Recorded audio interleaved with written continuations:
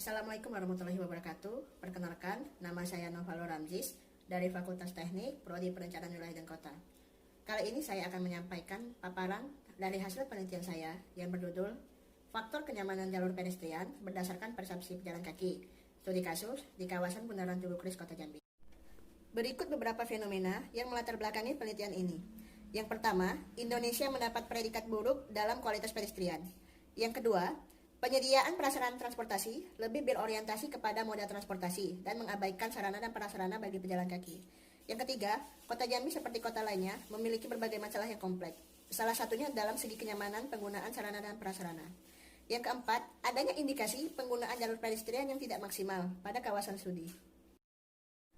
Tujuan dari penelitian ini adalah, yang pertama, mengidentifikasi kesesuaian kondisi fisik jalur pedestrian dengan standar yang ada. Yang kedua, mengidentifikasi kinerja dan harapan dari faktor kenyamanan jalur pedestrian berdasarkan persepsi pejalan kaki. Ruang lingkup makro wilayah penelitian berada di Kota Jambi dan ruang lingkup mikro wilayah penelitian berada di kawasan Bundaran Tugu Kris yang dibagi menjadi 4 segmen. Pada penelitian ini menggunakan variabel dari faktor kenyamanan. Faktor tersebut antara lain, yang pertama sirkulasi, yang kedua iklim, yang ketiga aksesibilitas, yang keempat fasilitas, yang kelima keamanan, yang keenam kebersihan, dan yang ketujuh keindahan. Metodologi. Yang pertama, metode pengumpulan data. Pada penelitian ini menggunakan 4 metode pengumpulan data. Yang pertama, observasi lapangan, yang kedua kuesioner, yang ketiga wawancara, dan yang keempat dokumentasi. Pada penelitian ini menggunakan 3 jenis analisis. Yang pertama, analisis identifikasi kondisi fisik, yang kedua, analisis validitas dan reliabilitas, yang ketiga, analisis performance analysis. Gambaran umum wilayah penelitian.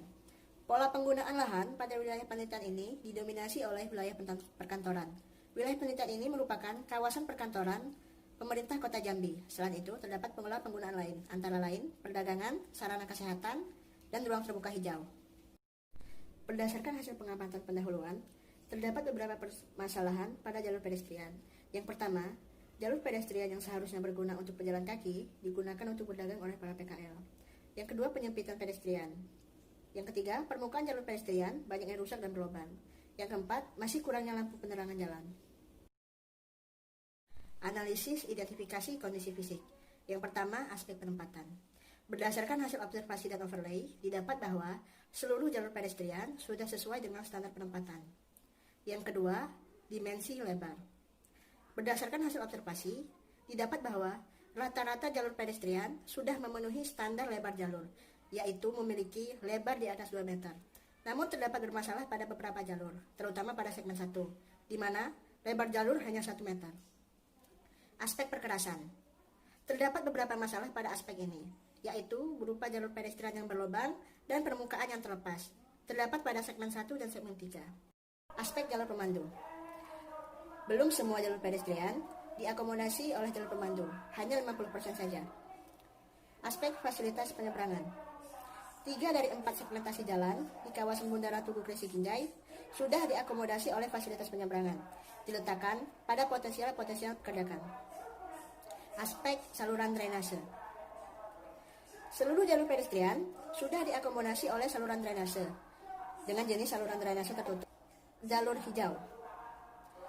Seluruh jalur pedestrian sudah diakomodasi oleh jalur hijau.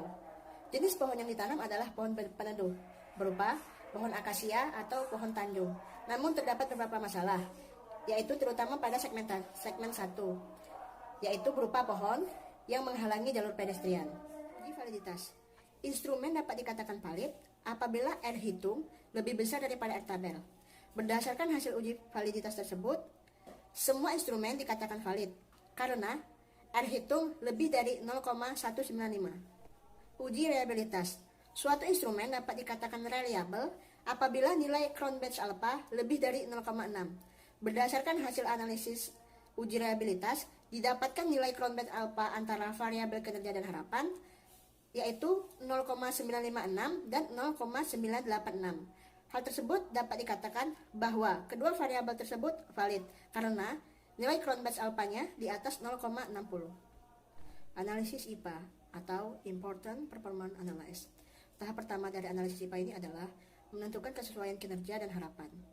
Dari tabel nilai kesesuaian tersebut didapatkan kesimpulan bahwa diperoleh nilai rata-rata tingkat kesesuaian dari gabungan semua aspek dan indikator adalah sebesar 67,18%. Hal ini menunjukkan bahwa pejalan kaki belum merasa puas terhadap kondisi existing dari jalur pedestrian. Tahapan selanjutnya dari analisis IPA adalah melakukan pemetaan dari nilai kinerja X dan harapan Y. Dari hasil tersebut, maka akan terbentuk sebuah metrik yang terdiri dari 4 bagian, yang masing-masing kuadran menggambarkan skala prioritas dalam pengambilan keputusan.